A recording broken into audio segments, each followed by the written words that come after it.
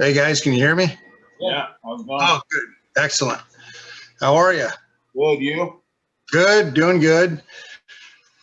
That's great, man. That's nice. Or are we live right now? Are we going? No, we're recording. We'll post Okay. it up later tonight. Yeah. I'm pretty new to Zoom, so I'm not totally familiar with the format of it. So as long as you can hear me okay and see me all right, I guess we're good. Yeah, it's the easiest one to use. They're forcing all the teachers and everybody else to use it, so Cool. yeah, Cool. should be pretty good. Excellent. Well, first of all, it's nice to meet you guys. I've been following your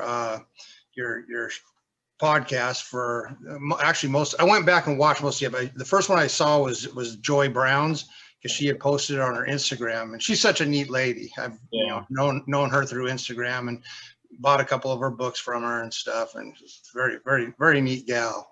And then I discovered she posted she's going to be a guest on your show, and I'm like, watch that one. And I went back, watched a few other episodes, and realized you guys are from Vancouver, Washington, just over the bridge. So that's pretty awesome. Not too far at all. Yeah, excellent. So where do you guys want to start with? I was just mentioned from Vancouver, Washington. So tell us a little bit about the grip history in the Northwest. We started doing grip just ourselves a long while back, but had nothing to do with grip sport. I got the Captains of Crush grippers, I think in, like 98, 99. The first set I got were single stamped. I sold them when I was in college when they were collectible, and I've just kind of followed the scene since, but I've never followed grip sport here. So tell us a little bit about that. Yeah, grip sport, even though the term grip sport didn't exist, and you mentioned 1999, that's interesting because about 2000 is when I started. I went from powerlifting, and we kind of started getting into some strongman training a little bit, me and a couple of my workout partners and my ex-wife. And while we're doing that strongman training, we'd read Milo, the book Milo from Iron Mind magazine. And they talk about the grippers a lot and everything. And so we're like, what are these grippers? So we ordered some up. I actually had a pair from years before, like from the 80s, and they're the Silver Crush. You remember the Silver Crush? Yeah. And I've got a couple of them. These are the Silver Crush, which you can't even hardly get. You can't get anymore unless find someone that's getting rid of them. Yeah, they're highly collectible now. Yeah. I didn't even realize that till like a couple of years ago. I'm like, wow, these things I have, are collectible. Anyway, in 2000 is when we started playing with the grippers, and I know that because for fun, because Iron Mind had their list of the Captains of Crush. If you close the number 3, you made their list, right? Well, I thought, well, how cool is that? But around here, really, no one's closing the 3, so I want to start a list to motivate people to get involved with using the grippers, because I'd hand them to my buddies and they wouldn't be able to do it and everything. And so I thought, well, I'm going to create, at that time, my wife had a website of her own. And we're like, let's create a list on the website of the people that can close just here in the Northwest, that can close the number 2. Let's start with that. So I started getting a list, and I had to get some of my old paperwork, but the first guy that we documented, we're officially closing it in front of, people watching and all that, was in April 4th of 2000. And then the list kind of started growing from there, because people said, oh, we can get on a list, and we started bringing our grippers wherever we went. We'd bring them, let people try them out, whether it be in the gym or we'd see a bigger guy at the store. We'd approach it. Hey man, you look pretty like you play ball or something. You want to try these grippers. So it really kind of started catching on. If I only had some, a percentage of the sales from Iron Mind that we received just from Oregon alone, during that phase. So, and I still kind of keep track, actually. It's kind of died down because I haven't really talked about it much around, with my buddies and stuff. We don't train together anymore. So when I'm at the gym, I just don't necessarily talk about it. People will see me working with mine and then want to try it. And I tell them, then I go on to tell them about a list. We don't have a website now, and I'm actually going to start on my website now. I'm going to repost this list, and I think that'll help, because people get excited when they want to see their name somewhere, So the last person I had close the number 2 was in January of this year. So it's pretty cool. For the first time he ever tried it, he closed it, and then it was around Christmas time. He came out he asked for a 2.5 for Christmas. and received one and came like within this close of closing. He's just a 175-pound kid at the gym. It's amazing. So he's got a future with that. Yeah.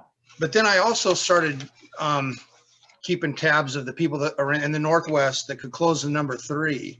And today, you know, and when I say close the number 3, this is kind of one reason I really started continuing with this list was because when Iron Mine went to their credit card style close, I'm not a fan of that at all. I'm just a guy with average size hands, and I really think it was unfair that they did that. And then they started disallowing some lifts or some closes that were done legitimately and on the list at one time. Randall Strawson started picking and choosing who was going to stay on the list. And if you date it, rather than put an asterisk there that, hey, these guys do it with a credit card, these other guys didn't, that don't have an asterisk. No, he wiped some out that I personally witnessed and sent to him, and ended up in Milo, the book Milo that he put out every few months. And then he took out some of those names, but yet kept some too. So to me, it just became so unfair. And I'm like, you know what? Forget this credit card. So I just want to keep it fun. So I kept my list going, and there's in the Northwest, and that includes Washington, Oregon, Idaho. We've had 11 guys officially close it, and most of them are in Milo, haven't officially closed it. But then we've had a few that, you know, weren't credit card done. So I'm like, I don't care. You're going to still make the list that I put together and have kept going. Yeah. Was your list a parallel set? Yeah, we just do that where we allow people to, you know, just because there wasn't a whole lot of rules in the old days. It was just really basic. So we just go kind of with what Iron Mine originally had for their rules, you know, and if you have a smaller hand or an average size hand, you know, you're allowed to kind of get in there and get it ready and then hold it and then close it and then show the people that may be judging. There was always me. There's a guy named Mark Wechter. He was a middleweight strongman competitor and still puts on grip contests, actually. Dustin McFarland, I don't know if you've heard of him, but he's out of, I want to say, Medfordish area in Oregon. There's a couple guys that, just so we don't have buddies, you know, with their gym partners close them. Oh yeah, hey, we closed it. You know, we have a set that we tend to bring around, and hey, you got to close this particular set, or a brand new one out of the package or something like that. We do try to stick with that, but we want official people to be able to witness the close before I do put it on my list. So I do require that. But there's some pretty amazing names. I mean, I don't know how much you guys, if I'm talking too much, just let me know, because if you got me. Oh, this is great, man. Okay. So the first person in the Northwest. I can close the 2. So yeah, we can close the number 2. Yeah. Excellent. Yeah, we'll get you guys on the list. Like I said, I've kind of gotten re-enthused a little bit because I'd lost a lot of interest in grip for a while because of too many rules becoming into the sport. We can go into that a little bit later in this talk, but I'll stick with the gripper stuff right now. Jesse Morunde, have you heard of Jesse Morunde? Yes, absolutely. Awesome. Yeah, I have some notes here that I might have to keep referring to. In 2005, he placed second in the World's Strongest Man contest against Mariusz Pudzianowski, actually. He was one of the youngest ones to close a 3, wasn't he? First teenager ever to close them, and he was got a neat story about him. But that guy was just an amazing athlete, man, grip wise all around. He was the first teenager and he's still in, you know, on Iron Mine's site to close and he's out of Sequim, Washington. I'm not sure if you guys knew that. So he's a Northwest guy. So that was always so cool. Just a neat guy, man. And again, closed the number 3 at age 18. One of the neat things, as far as grip strength feats here in the Northwest, it was because I'd always heard these rumors of Jesse Morunde being able to close a number 3 in each hand, right, at the same time. And one time I saw him at a strongman contest. I have it was around 2002. I'll have to keep referring to my notes here because I had to refresh my memory. But yeah, 2002, saw him at a strongman contest in Salem, Oregon, over here.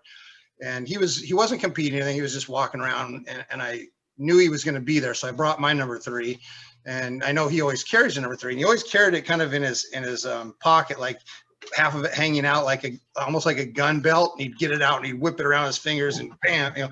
And I went up to him and I said, "Hey, Jesse," because I kind of knew him. I said, "Hey, Jesse, I hear there's these rumors that you can close a number 3 in each hand. If you can do it, will you hold it and I can take a picture of it?"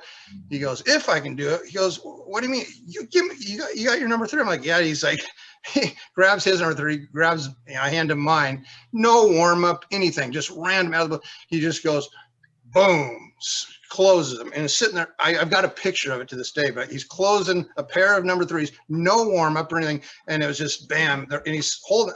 My jaw drops open because it happened so fast. I wasn't expecting. I had the camera on me, just but it happened so fast.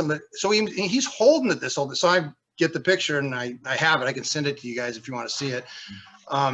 Yeah, to me that was just freaking amazing. And the things he would do, well, might as well stick with Jesse for a second here, as long as we're talking about him. But one of the things he did was there's a strongman contest in Idaho, and he was down there, and he did a axle press, not double overhand, but just regular deadlift style, no straps or anything. 645 deadlift on an axle bar, a Paulins axle. So the guy really was an amazing athlete. Wasn't so great at the Rolling Thunder, because we can go into that when you're ready to talk about the first grip contest ever done in the Northwest. And whenever you're ready, we can. Oh, sure. Anytime. Go ahead. Go for it. Okay. I feel like I'm talking too much. If you guys. Oh, no, we have plenty of time. Yeah. Okay. So how grip, as you can say, grip sport, but how a first grip contest ever began here in the Northwest, happened in Oregon. And my ex-wife was a really good, strong woman, competitor. And at that time, she was invited to go compete at Ode Haugen's Beauty and Beast contest, which is a strongman contest that he held in Hawaii. And I think his Beauty and Beast contest started in, I want to say like 99-ish. I mean, and the people you would see on World's Strongest Man were at that contest. It just wasn't being filmed for, on ESPN and shown. It was all the guys, in 2000, in the year 2000, Ode Haugen started having a Rolling Thunder World Championships. And since there wasn't like other Rolling Thunder contests to qualify for this, you had to be able to lift 200 and a little over 200 pounds on the Rolling Thunder just to qualify to be in the actual contest. And so it was all the guys. I mean, so that was in 2000, first ever Rolling Thunder World Championship. So in 2001 is when my ex-wife and I went over there. She was competing because that was the first year that he had a women's division in the strongman part of that contest. So we went over there, and I mean, guys like Yanni Vertinen, who was the current world's strongest man at that time. He won in the year 2000. Sven Carlson was there. Magnus Vermagnuson was there. I mean, just the list was pretty endless of the top. Phil Pfister, all those guys at that time were there, except for Yoko Holo. I always wanted to meet him, and but Yanni Vertinen was there. A little bit. Yeah, he was amazing for 275. What he could do, wow. Oh man, I know. And he's still the smallest to win it, isn't he? I think so. Yeah, I think so. That body weight, yeah, and win it twice nonetheless. So pretty amazing. 5 years or so, yeah. Yeah, but we went over there, and so the weigh-ins were the night before the actual contest began, and it was at a restaurant. And so we're over there, we're all eating our hamburgers, whatever. And on stage is where they'd come up and kind of make a thing of it, where they'd have the athletes weigh in and announce their weight, to the audience there. And the audience is really just the competitors and the families and stuff. So that was pretty cool. And as they were doing the weigh-ins right after that, since we're all sitting around eating, they've got everybody gathered. Ode Haugen began with that's where he would have his world championships, Rolling Thunder World Championships. So I'm watching that in 2001. I'm like, this is freaking cool, man. You can just sit here and anyway, guys were sitting there eating, drinking their beers, and then they'd walk up when the bar, the apparatus got to their weight that they wanted to try. And then it was one of those things where you could have I think he did it where you could have as many tries as you want And then meets golf, you know. Yeah. That's awesome. yeah, and once you chill. failed, you're done. You're out. So it's a kind of an elimination process. At least at that time it was. And I thought, what a great concept here, man. Just sitting around eating at a restaurant and go up and have this strength event going on. So that was 2001. So in 2000, so we came home, and that was, I think, in June of 2001. So by August of 2001, I'm having my first Northwest Rolling Thunder Championships at my buddy who owned a pizza parlor. We had it there. Dude, it was a big turnout too. It was like, wow, this is pretty cool, you know? And it really got people going on that. And we've had it consistently, except the last year I had it, I had written down here. The last year we had it, December 2017 was the last year we had it. And because I turned it, actually it was doing so well, we turned it into fundraisers. And so it was a fundraiser. It was for an animal shelter, and around Christmas time when the dogs needed blankets and everything. So we raised money for that. And again, December of 2017. And that's not that I wouldn't have it. While I was doing some research for this show, I got to thinking, wow, this is the 20th anniversary of the first ever Rolling Thunder contest here in the Northwest. And so I'm wanting to do something, bring it back, this year. Yeah, we definitely. That would be awesome. We'd be there for sure. Yeah, I know. Guys that would be there too. Yeah. It'd be great if we had you guys. I don't know what direction you want to go, but I started doing a lot of different grip contests, and I kind of tie them in with strongman contests. And but the last one I did, and you guys might get a kick out of this. It's unfortunate because again, what kind of took me away from it a little bit of putting on contests and stuff, grip contests, because going back to the 2001 thing, there was such basic rules in it. I mean, there was a Rolling Thunder you ordered from Iron Mine, and that's the one you went with. And there was, no one, it was like 4 or 5 rules you followed, and it was I followed the exact same rules Ode Haugen did for the World Championships. So I wasn't like creating some, special rules that made it easier or anything like that. It was all legit. And but then as the years progressed, it became where Iron Mine put out their newer version of the Rolling Thunder. And then now people were discrediting people. Oh, the old Rolling Thunder. Well, that was a little easier than the new Rolling Thunder. And it started becoming too much of that. And then more rules started coming. And then the credit card rule with the grippers. And I'm just like, this is ridiculous, because now it's just not so much arguing on the message board and stuff. So what once was a really fun thing, and still could be, especially if you stay off message boards, Yeah. It's what was a really fun thing suddenly was becoming not so fun. And so I needed to step away from it for a while. And my friend Mark Wechter, who's very well known in the world of strongman, I don't think there's been a middleweight that's beat him in a strongman contest. And he's Highland Games a whole bit. He kind of says the same thing, because he started back. He was my training partner back in the day in the 2000s. And yeah, he kind of agrees, and he's always willing to put on a grip contest, and he's always trying to get me to, because we do well when we work together on them. And but it's just kind of disheartening when a lot of your efforts get kind of complained about. And then I started doing, I'll just say this and then let you guys take over, but the last grip contest I did, because I started trying to get creative with stuff, and was April of 2018, because it was awesome, because crowd was huge. I had a built-in crowd. Every year that in April is the kickoff for Rose Festival over here in Oregon. Yeah. And there's at a place called East Park Plaza, which is like a little shopping area and everything. Big park, huge parking lot. There'd be a parade down 82nd Avenue. It's the 82nd Avenue of Roses Parade. So all the city officials were here. Some celebrities were, local celebrities and stuff would be here.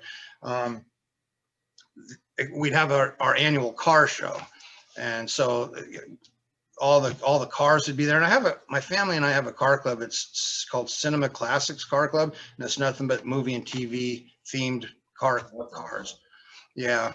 And so this particular year I thought, here's an idea for a grip contest. So I needed to tie it in car related, because there's a fair going on, rides for kids. I mean, the audience, it's just huge. I'm like, I need to tie it in with cars though, since it's with our car show. So I had one of I'm sure you see them, the car deadlift apparatuses. Yeah. Okay, so I had that adjusted to where it was a little bit easier to pick up, so it wasn't at the hardest, because you could raise it way, okay. And I had my buddy of mine owns the Yanko Camaro from Too Fast, Too Furious, that movie. So we put that on there and had people come and lift it and hold it for time. So it was a grip, contest with car related. And I tell people, what greater thing could you have to get a picture of, even if you hold it for 5 seconds, what a great picture you can show your friends. Everybody was too scared to lift it because, what if they couldn't lift it and they're make a fool out of themselves in front of this big crowd? And I'm like, no. So it was so hard for me to talk anyone into doing it. And the ones that did it loved it. But I had put a lot of money into that contest because the trophy was taller than the car. I can send you guys a picture of that too.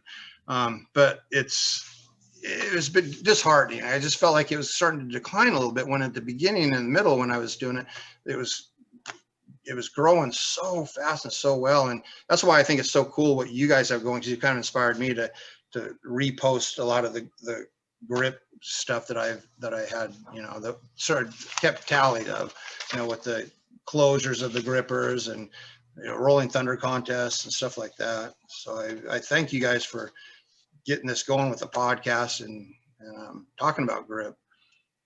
Because other than Jed Johnson, I don't really know anyone else that does like what you guys do,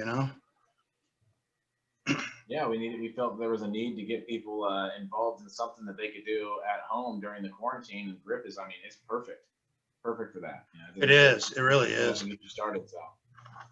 Yeah. Fantastic. We do a lot of DIYs too, so you could get into the grip sport for cheap, because I know with Iron Mine and a couple other companies, it's just so expensive to get some of these apparatus, and you can build the same thing for like $5-10.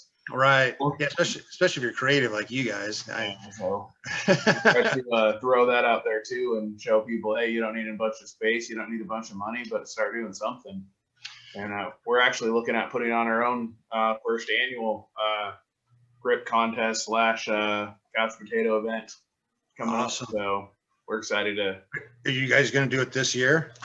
Yeah, we're doing it. Yeah, this year in July we're hoping. Oh, there you go. Well, we should tie the freaking Rolling Thunder contest in with it, because, like I said, it's the 20th anniversary for things. We make a pretty big deal out of it. Absolutely. We were going to have Rolling Thunder in it anyway. So. Oh, dude, let's do it. We got to do it. We'll talk, at another time on it. But yeah, I think it'd be fun. Yeah, we got another big guy in grip that's done a lot of contests that would be helping out with it as well, getting it set up. So yeah, that'd be great. Mike Wilfong, he won third at the Sasquatch Squeeze. Okay. Yeah. So, on a different, might have been the last program you guys did. You mentioned Oregon Strongest Hands you guys are training for or something? Yep. Yeah. Now, is Michael still hosting that? Yes, he is. So, yeah. Okay. Yeah, Michael he came on board and helped us out with that Rolling Thunder contest in December of 2017 that it was me, Mark Wechter, and Michael that hosted it kind of together for fun to help raise money. We figured if we all kind of came together, it would raise more money. Sure, yeah, I imagine they'd all be on board for sure. Yeah. So cool. When's his contest? I don't see it advertised or anything. Is it? We just talked about it. We're just finalizing a date. His contest for Oregon. Oh, Oregon is that? The 4th or something. Yeah, I think so. April. Yeah, first weekend of April. I think it's April 3rd. Okay. Saturday. Yeah. But wait, go back to what you're saying about your contest. I'm interested in that. Yeah, we're just getting it all finalized, the date, and we're actually going to get it sanctioned and everything. So we're going to fill out the sanctioning fees, and we're going to try to host it here. And it's going to be, so get up on armwrestling.com and everything, so we can make it official and nice. Get on the leaderboards and everything. Very cool. Very cool. Yeah.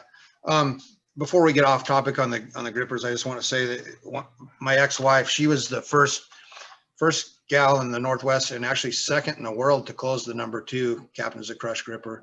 And it's funny, and going back to the Iron Mine, Randall Strawson thing, she's featured in Milo for doing that. And back when she did it, 2003, I think it was.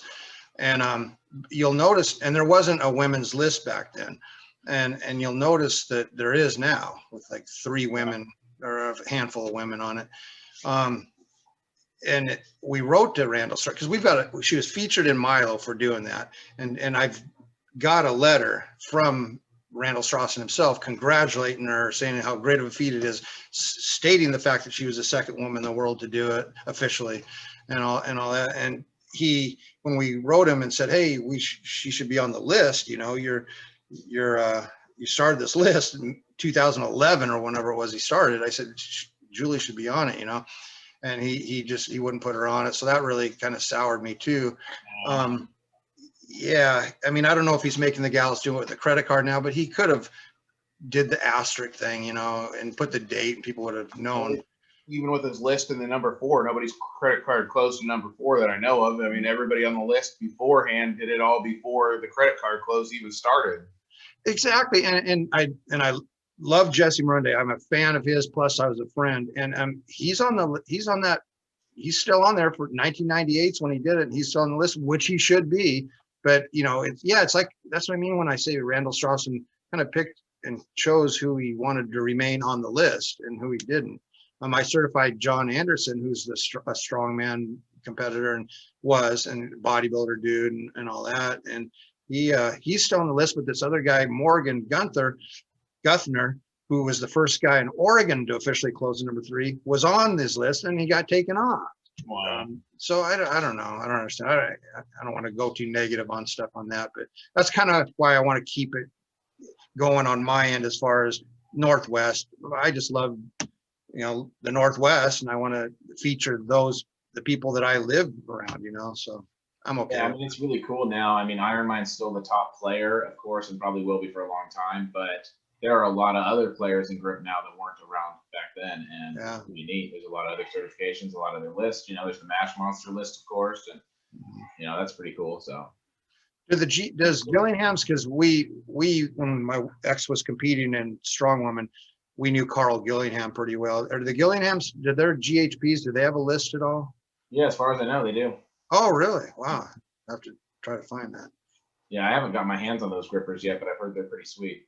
I do like them. Yeah. It's really nice. Yeah. I have a couple different ones of them, and I like them. So getting a little off grip, tell us why neck training and trap training is so important to you. Neck training. Well, I competed in powerlifting for 14 years, and it was from I'm much older than you guys, but it was from 1981 to 1995 was my competitive powerlifting years. And back then, you know, I don't know how much you follow powerlifting these days, but they've got a lot of gear, the heavy, like triple ply bench shirts and stuff like that, right? I didn't do any of that. I was, you know, just a t-shirt. And then right at the last couple of years of my last 3 contests, bench press contests, I did the $36 inserts, so blast shirts, like a 1-ply. Just, I mean, people laugh at it to this day. It's not much more than a tight t-shirt. But so back then we had to figure out all our body mechanics and develop power throughout our whole body in order to get a big bench press, for instance. We couldn't rely on the shirts and stuff like that to do all our power for. So I always knew, I started working neck to develop the strength back here, because back then the rule was you had to leave, because there's only a couple of federations back then too. You had to have your head on the bench press. Nowadays, with the shirts, it lifts your head and it's allowed and everything else. But back then you had to have your head on the bench. So I knew that if you could just generate even a few pounds of power, that would be part of your drive out of the bottom, you know, off your chest on the bench. So I started working my neck for that. And then fortunately I came across a guy who had a really awesome neck harness, and I should have had it here to show you guys, but it's a neck harness, believe it or not, was made by Warren Tedding. He didn't make very many, who, you know, went on to make grippers and actually made the grippers originally for Ironmine. And this neck harness is like no other, and I actually bought it in his shop in Minnesota in the 80s, because a friend of mine had one. I'm just like, I gotta have that. So he was a guy who had a big neck, professional wrestler, and showed me, and a bodybuilder before that, and showed me. I worked out with him as a workout partner, and so we would always do our neck. So it kind of, and plus I was such a small kid, you know, I had a small neck, and as same height I am now, just under 5'10", 130 pounds at 16 years old. I'm like, man, I want my neck bigger, you know. So I started training neck. But then, you know, as time goes on, you realize it's good for many other things. Um, uh, I've been in so many arguments with personal trainers that say, "Oh, you got to be careful working your neck," and it's, you know, it's like, well, geez, don't you have to be careful working everything? You know, you, the things I believe in, I remember emailing you guys, and the things I believe that should be trained the most in the gym for the outside world is, and you had one to add on to that, but for me, it was neck, grip, core, cardio, and then the mental part of lifting, and that helps you in the outside world too. You mentioned feet, so that's something I admit I'd never even thought of before. So Yeah, I mean, you walk on them. yeah, I know. Yeah. And yeah, so that's interesting. I will have to do some I mean, you research. go back in history and like battles have been won over people having shoes or not, you know? Wow. Yeah, no kidding. That to me was interesting when you said that, because yeah, talk about head to toe as far as all the key points of lifting. But then I also did professional wrestling, so I always wanted the neck protected then too. And obviously by working your neck. We're fans of pro wrestling. We were actually going to ask you a little bit about that. Oh, sure. Yeah. Unfortunately, because it's such an age difference here, you might not know some of the names that I know, but I do know quite a bit about the business. We knew who was it, Rowdy Piper that worked up here. Yeah. The buddy that did his air conditioning, so we got to meet him. That was neat. Okay. Well, do you guys know who Billy Jack Haynes is then? No, I don't think so. Okay, he wrestled. He actually sold out the Memorial Coliseum wrestling Ric Flair. He was one of the big names in Portland wrestling, and wrestled all Piper and all those guys too. So anyway, I know him really well, and some other guys. But going back to the wrestling as far as the neck, yeah, I just knew that, like, when you go into wrestling training, professional wrestling training, same with the amateur wrestling, your neck gets worked so much. I mean, one of the things that gets the most sore in training, because you're learning to take a bump, is your neck, the front of your neck. The most sore my neck has ever been was from the beginning stage of wrestling training until you get used to it. But you need that to protect your head. Like, obviously, working your neck all you want isn't going to protect you with a head-to-head collision, but anything else, as far as concussion via whiplash, your neck is going to protect you. And I always try to encourage women to work their neck, which is virtually impossible. I always at least have them work some shrugs to kind of get up in the back of their neck area, and then just maybe lay down and do some light stuff just to get them familiar, because they're so afraid of building a bigger neck. But the unfortunate part about women not working their necks is, neck injuries are the second most common thing in a car accident. Yeah. I should say that's the second most common thing a chiropractor sees somebody for, is a neck injury, the first being a back injury. And it tends to be a high percentage of women that go in with their necks hurting and from an injury, from falling down and stuff like that. And here's kind of, we'll put it into perspective. The human head on average, male and female, weighs 11 pounds. That's including, the brain's like 3 pounds, your facial features, the muscles in your face, your eyeballs and all that gets all factored in there, teeth and everything. But so everything together on average weighs 11 pounds, both male and female. Well, the difference in neck size is the average male neck is 15 inches and the average woman has a 13.5-inch neck. So you're talking about the same weight is on this neck on a woman that's 1.5 inches, whatever, on average smaller than a man. So there's heads are going to whip around a lot more even than a man's. So for them not to work their neck, and for a personal that weight too, and the long hair weight too, in addition to it. Yeah, exactly. Because the more you lean forward, the heavier, the more pounds per square inch your head gets. Depending on how you put your head, as far as what the strain it puts on your neck. And so for women not to work it, to me, it's I don't get it. And like I said, personal trainers would, even older people. Well, what would you do for an old lady, let's say in her 80s? What should she do? Well, get some mobility in your neck, stretch, and just having more mobility it would help if you fall down. And who's most apt to fall down? Older folks, so I don't know. Working the neck to me is very important. It's just not, unless you're an amateur wrestler or a MMA guy, and now you're hearing about a lot more boxing. Mike Tyson was notorious for working his neck, but a boxer. Yeah. So unless you're in those sports, you're really not hearing much about people working their necks, Not only that, but when you talk about car accidents and neck injuries, not only that, but you get the traumatic brain injuries from getting concussions and the whiplash too, because they don't have many neck muscles to actually support their head from whipping around and actually getting a concussion that way too, which can cause some severe issues later on. Absolutely. Yeah, people always think that, you have to bash your head on something, which, yeah, of course you're going to potentially get a concussion, but man, there's whiplash is really high for giving people concussions, and when you think of a sport with concussions, of course you think football, but there's different reasons for that. The helmets being involved, people tend to drive more with their heads and stuff, different things causing more head collision concussions. But actually women's soccer is one of the highest sports, one of the highest injury sports in period. Is women's soccer. Yeah, isn't that something? Yeah. So, yeah, I'm a big believer in people should work their necks.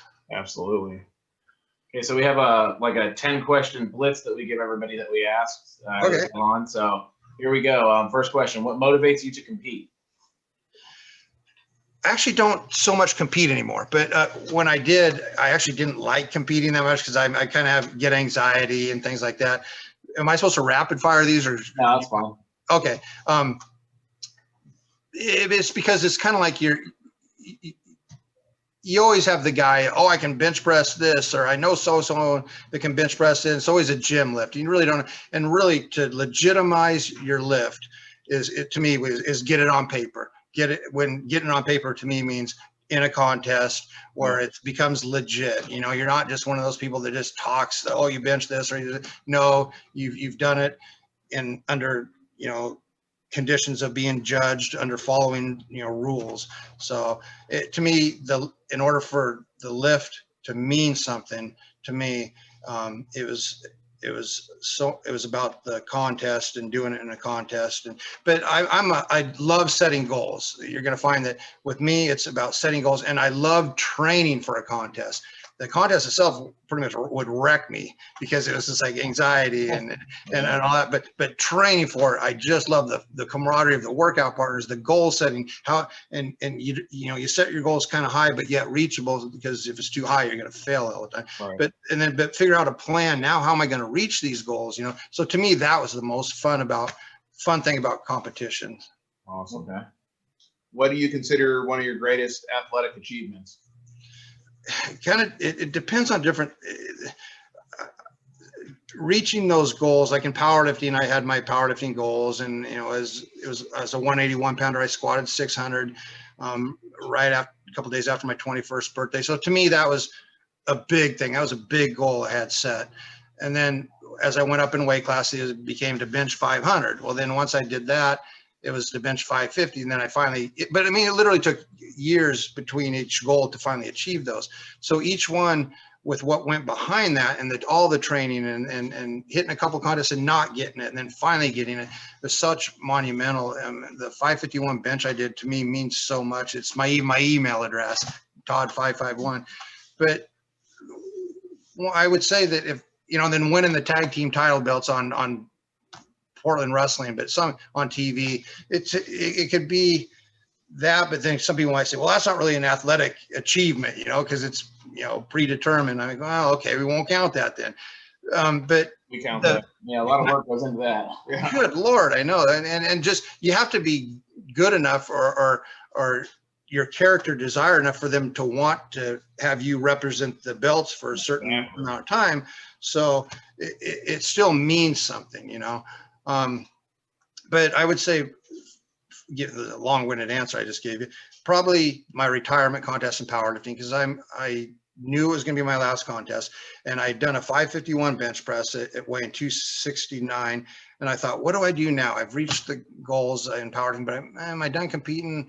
I thought, well, should I go for a 600 bench, or should I drop down and go for a 500 bench in the lighter weight class? I thought, well, at that point I was in 1994. I was single. I'm like, I need to kind of maybe trim up a little bit and look a little better.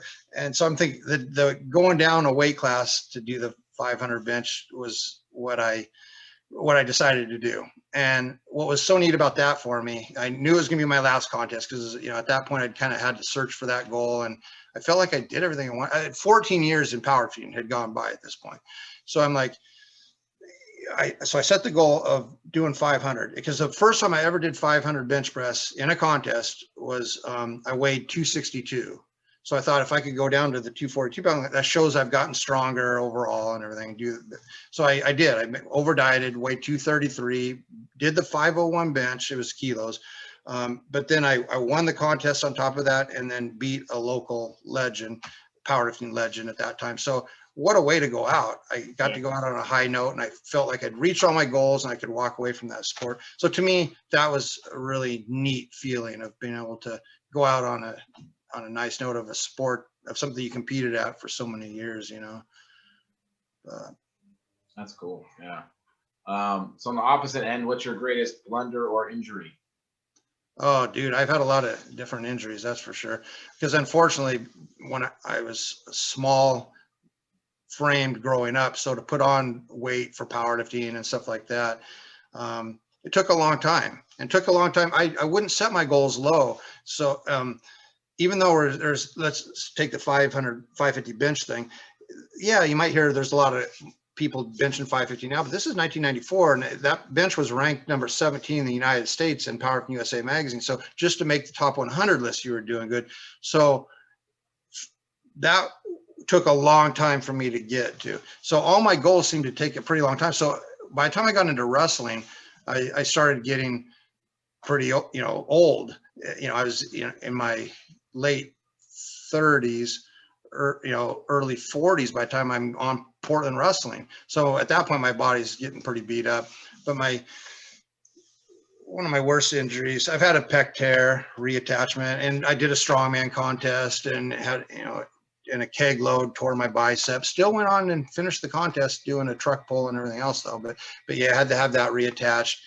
So that was frustrating. But probably my worst injury would be one that I had in July of 2019, because it had been a decade since I'd done any wrestling, and there was an organization that was going to have me back, and Billy Jack Haynes was going to be the feature guest on this particular card, and they were going to have the Billy Jack Haynes Battle Royal. I was invited, after not ever being around pro wrestling for a decade at that point, invited to be in part of this Battle Royal. So I'm like, oh, okay, a Battle Royal, I can manage that at my old age. I'm in my 50s, 56 then. I'm 58 now, so this is 2019. And so I started training for the show, and I was going to be the one that went over in the Battle Royal. So, and Billy, since we're friends, he was going to come congratulate me. So how it was going to go was, we're on the last training session for the show. So a week before the show, everything's going good. Had the finish planned out and everything else. And so we're going over it in practice the week before. And so the finish was, Billy Jack Haynes was known for his full Nelson. Matter of fact, in WrestleMania 3, he wrestled a full Nelson match with Hercules Hernandez. That's how famous he was for this full Nelson. And I was gonna, as a tribute to him, because that was kind of my finish anyway, was the full Nelson. So we're going over the last three guys. We get rid of one guy, the third guy out of 15 that started the Battle Royal. Now we're down to two, me and another guy, and I'm exhausted at this point. So I'm playing up the being exhausted, which wasn't hard. And he was a big guy. He's throwing me around, throwing me into the turnbuckles, come and grab me, throwing me into the other one. And then the last one, he threw me in a turnbuckle. He was going to run at me, come in for a big splash. Well, That one is, I moved, went around, and he hit the turnbuckle. He came back out, and I grabbed him, got him in a full Nelson. Again, this is how the match was going to go. But then this is a week before we're practicing it, and I was going to full Nelson him, throw him over the top, and win the battle royal. Well, in practice, I'm jerking him around. Well, he stepped on with all his weight on my foot and fell back on me. My foot was planted, my quad tendon completely ruptured. Yeah, it was brutal. I had to be carried out. It sucked. Carried out of there, taken to the hospital, and they did surgery on it. I was laid up for quite a while, a couple months. But so that opportunity was gone. So very long-winded story, but that would be my most disappointment in all sports stuff for me. Yeah. Brutal. Yeah, it was. Yeah. So, what is one of your current major athletic goals, and or like, what do you still want to do? Any contests you want to put on, or anything you're striving for still? Yeah, I mean, I have my different goals now that I'm older. I always am doing my goals, and right now I'm hosting a run. It's based on David Goggins. I don't know if you heard of him. He's a real motivational ex-Navy SEAL guy. Wrote a book. He has people do a run that's 4 miles every 4 hours for 48 hours. Well, I cut that down for people like myself who just need to get back in shape because of COVID and stuff. So I'm putting that together now. It's 1 mile every 4 hours for 24 hours. So I'm kind of doing more stuff like that. I want to do that 20th anniversary Rolling Thunder thing. It would be fun to host again. And maybe something, if they were allowed to have car shows this year, do something at the car show again. But other than that, I have my website. I have a book out. So it's a lot of more, and I just started my own podcast too. Yesterday was my first episode. So it's kind of geared more towards my goals of being, putting more effort into that rather than ever competing or anything again. But I just love goals, man. That'd be tough to do an hour every 4 hours for 24 hours. Yeah, because I'm so into the mental stuff, and to me, because anyone can say, well, I can run a mile, or not anyone, but a lot of people can say I can run a mile, but yet can you do no sleep? Yeah. Yeah. So to me, it's what a neat mental challenge, and I've got a good handful of people on board, and we're talking about maybe if we can do it all, because you have a 2-week time frame to do this, but you have to pick your 24-hour block to do it in that. So that way, if a lot of people can't do it on a certain day, then they still have opportunities. But we're talking about idea. I like that. Yeah, just something different, But seeing guys like you put on contests and stuff like this and keeping things going, it makes me feel kind of proud, because it's like, wow, I kind of started grip stuff in the Northwest, and I don't want it to die just because, I'm not as involved in it as I used to be. So, I mean, the interest is out there. It's just, if you guys can. Yeah, with obstacle course racing picking up, there's so much transferable skill from grip into obstacle course racing. And while those guys' races are down, we figured, let's invite those guys over here and see what they can do with grip. And some of them have done some amazing things. We had a gal from obstacle course racing set the world record on the flask. So, I mean, that's, fantastic stuff. Wow. Yeah.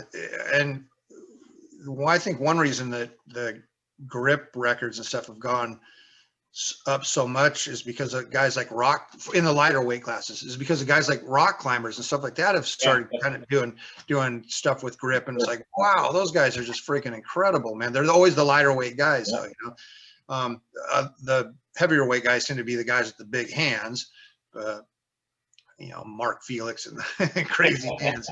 I don't like competing in that weight class. Those guys aren't even fair. They're like, yeah. When we went over to that Beauty of the Beach contest and the Rolling Thunder and everything, the contest, my ex-wife Julia Velka, she won the women's part of the contest, and Magnus Samuelson won the men's. So it was cool. They had a photo shoot, but Phil Pfister was there too, and yeah, of course we all had the grippers out, and Magnus Samuelson's known for closing the 4. Yeah, like, good Lord. And these guys, their hands are just huge. Got a picture. My ex-wife wrote a book on strong women and grip training and all that in there, and she has a picture in the book with her holding her hand up against Phil Pfister's hand. It's pretty cool.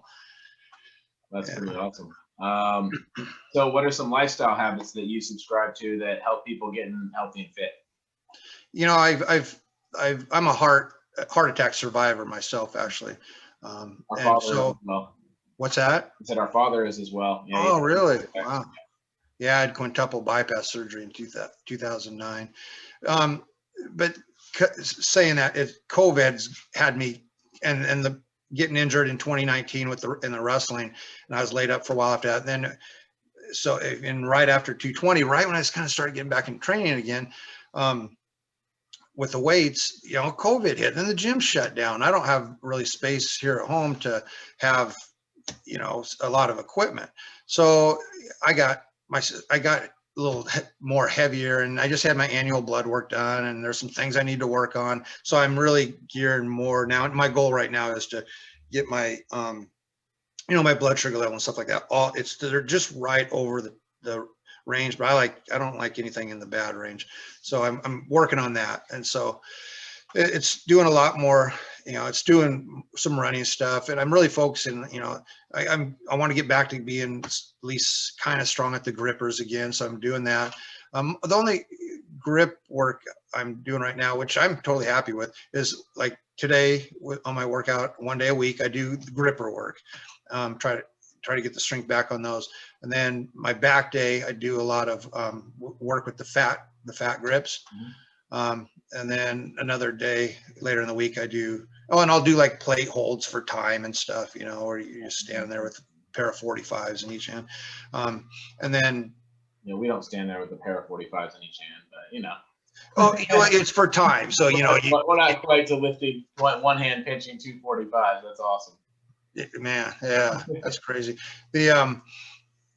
I don't know. And then I have a day where I do nothing but forearms, and then do some cardio. But and then my neck work is all thrown in there too. So I'm really focusing on those things that I talked about. My goal now is to get better at the things that I really believe, you know, like we talked about earlier, the neck, grip, core, cardio, and the mental stuff. So the training I do now is really kind of surrounded by that. Yes, I still do work my chest. Yes, but my core workouts are that, and that's where my goals are at right now. Drop a little bit of weight and get healthier again. Absolutely. I might you do that 1 mile for 24 hours in a couple months. I might train for it and join you guys. You know what? I'll send you the whole information pack. It's all email, and it's virtual. But any of us that want to get together can get together. But it's a virtual run. So I'll send you guys. I'll email you the whole packet. And you go, God, I'd love to have you guys involved. And it'd be a good way to promote, you know, your stuff too. And I'll do anything I can to promote. I ran a half marathon back in 2014 to celebrate kind of weight loss. When I dropped about 50 pounds, I decided to go over to Long Beach and run the Discovery Trail half marathon. Wow. And that was good job. Yeah. Congratulations. It turned out to be like 70 degrees and no wind at Long Beach. And you're literally running on a trail right on the beach, and there's no buildings, nothing. It was the worst weather ever. It was so hot. The real feel was like 85 that day. Wow. Dang. But I think I went through my whole camo pack of water and then more, but finished anyways. It was great. When you started your weight loss journey, what was your body weight? I think I was 285, and I dropped down to 235. So you were still 235 when you ran the half marathon, though. Yeah. Now I'm back up to 280 training strongman. So. Wow. But I have a lot more muscle than I did when I was 285 the first time. Right. Of course. Yeah. Dang. That's awesome, dude. Congratulations. So I'd be down to do a mile every 4 hours for 24 hours. Yeah. I'd love to have you guys do it just as a promotion for your thing. It'd be cool. Which one of you two is the wrestler? Did some wrestling or something? Is it wrestling or martial arts? We both do it. Yeah.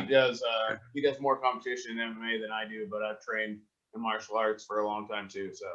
Well, cool. Tell me about your neck training for martial arts and stuff.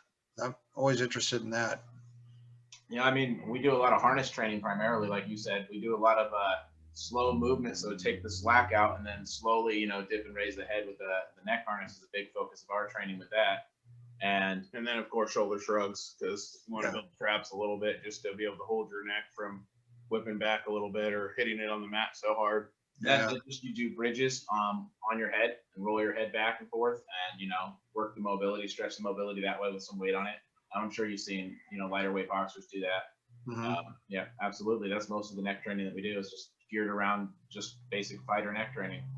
One of the best necks, talking about MMA, one of the best developed necks I've ever seen that looks good, not just stupidly developed. A fighter named Mark Kerr. Have you guys heard of Mark Kerr? Yeah. Yeah. Oh, dude, his traps and neck were amazing. I actually had the opportunity over the internet to talk with him and get his full routine for what he did for neck and everything. He does do a lot of the bridges, and I'm not with my body weight. I'm 240-ish right now. With my body weight and lack of mobility in my neck just from being older and stuff like that, and not doing a lot of stretching and everything over the years, it's too tough for me to do bridges and stuff like that, and it's too hard on my cervical spine. But yeah, when you have that kind of mobility, that's great to be able to absolutely pull that off. We agree 100% how important neck training really is, just because what we've done and experienced. And so what do you guys do for the front of your neck then? For the front of it, I'd like to learn more of. Okay. Yeah. A lot of the guys I talk, I know it's not like back in the old days, the gyms, we had access to the 4-way neck machines. You remember? Yeah. Okay. Absolutely. And you don't, but now it's, in my book I talk about, because I was taught this, a lot of people like to put a plate on their head. I always folded up a towel and laid on a bench and did a dumbbell, and it works it really well. Okay. So, but yeah, there's a lot of things, and it's kind of like grip. You get to be creative and some of the neck work you do, with bands and everything else these days. I was gonna say, the harness helps a little bit with the front of your neck, but doesn't really target it completely. Yeah, it's tough because you can hook it up to a cable machine or something, but I don't know, it doesn't have the right feel to it to me. At least for me, it didn't. Exactly. So what training methods or techniques have you stumbled upon that have significantly increased your performance compared to conventional methods?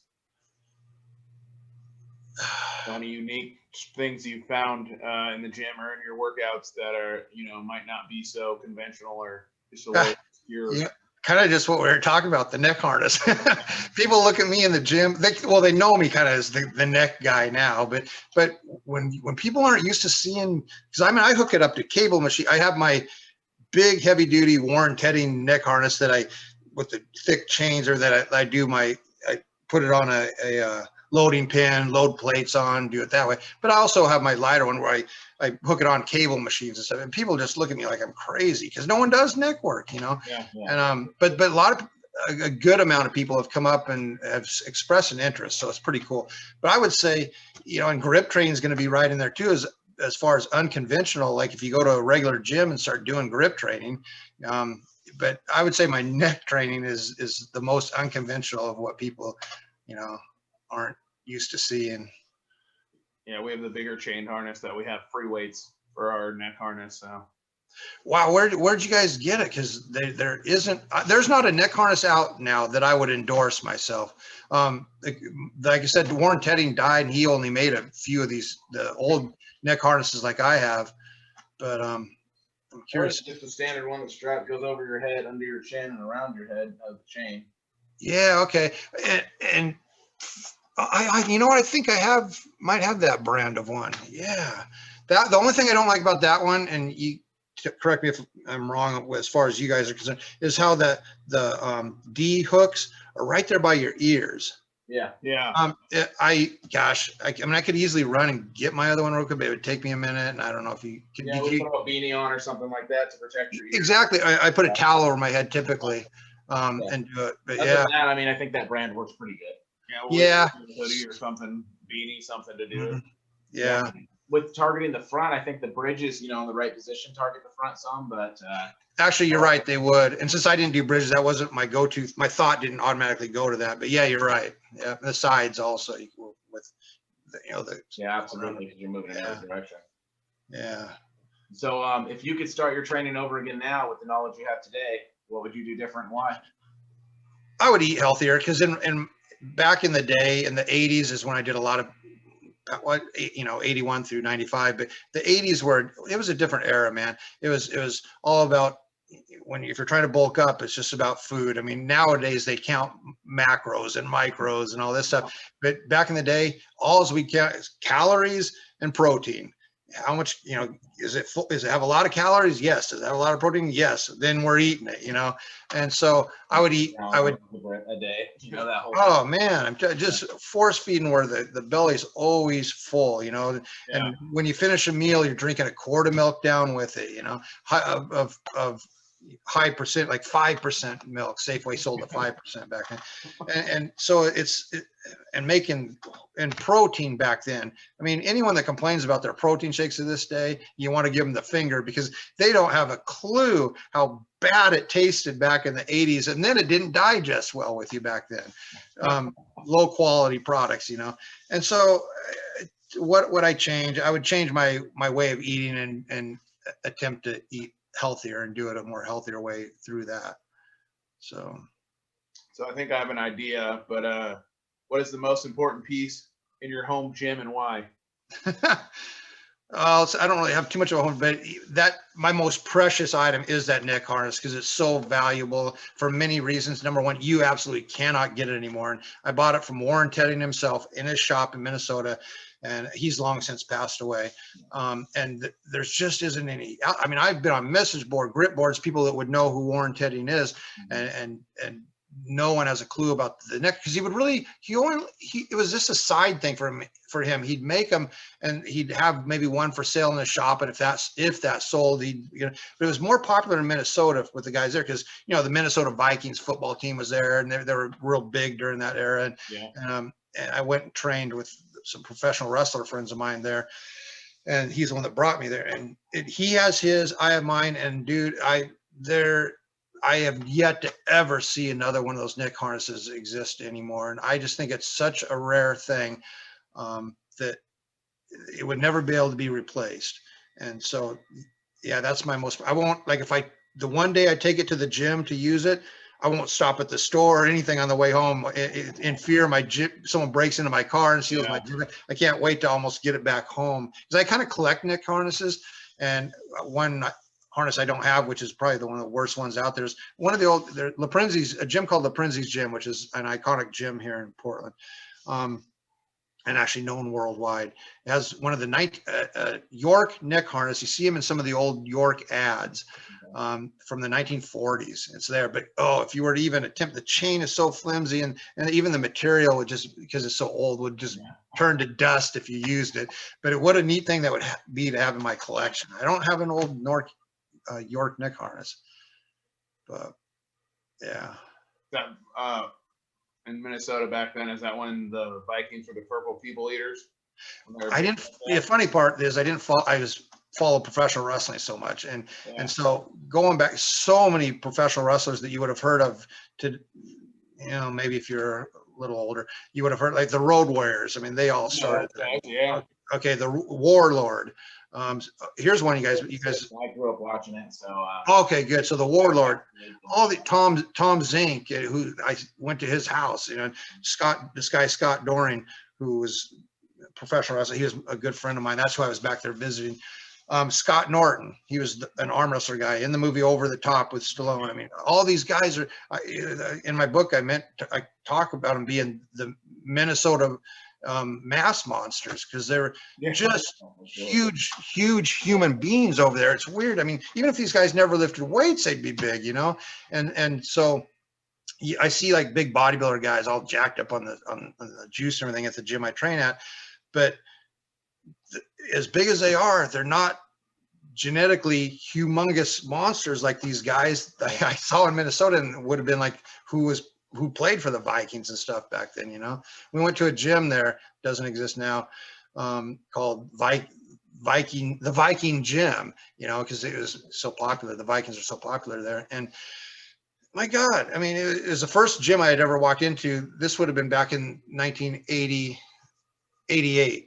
And first gym I ever saw that had an arm wrestling table, and they specialized in that. I mean, almost like they were ahead of their time for what we are here. I mean, you see that maybe now, but not back then, So, yeah. That's cool. Yeah. So, what advice do you have for the average person trying to get fit and healthy?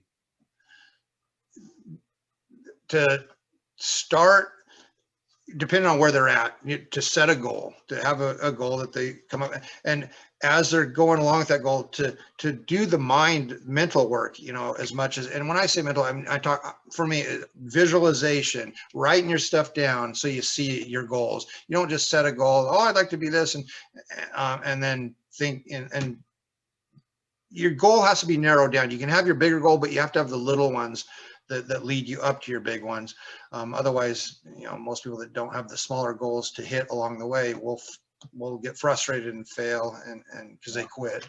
I don't know what all it took for you when you lost your weight. I'm sure it was a process, and you had your battle plan on how you're going to win that war of getting your body weight down. Yeah. But yeah, to work. And Bill Kazmaier, I know you guys have heard of him. Oh, yeah. He was fairly recently asked, what's the biggest thing missing in today's lifters? He said, the mental part of it. There's too many distractions. You see them on their phones. You see them messing around too much, and not doing the visualization because they don't take time for it. And he goes, that's the biggest thing missing in today's lifting. I mean, I remember in the day, man, on the way to the gym, even I knew what I had to lift, what I was going to lift that day. And man, I'd crank up the music in my car. There's no cell phones and stuff. You weren't getting distracted by phone calls or text messages and things like that. You're drinking my Coca-Cola or whatever it was at the time. I was drinking a cup of coffee on the way to the gym as I'm driving, listening to the music, just amped it. By the time I got to the gym, man, I was just like opening a cage.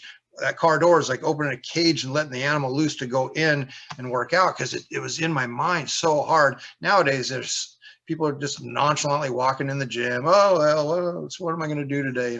And you gotta have that plan.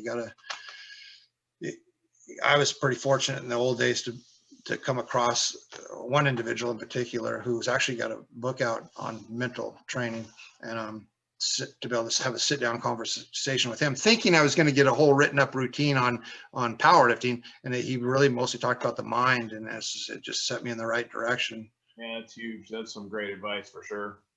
Thanks. Yeah. We see it all the time. Just people, I think I'll do this. Maybe I'll try that. Yeah. And it's not a strategic plan on how to get to where they want to go anymore. Right. Yeah. This one big name lifter, I'm drawing a blank on his name right now. He would ask coaches and athletes. He would say, what, how in your mind, what do you feel is how important do you feel it is to do? Does the mental preparation play in your training? And they'd usually say a pretty high percentage.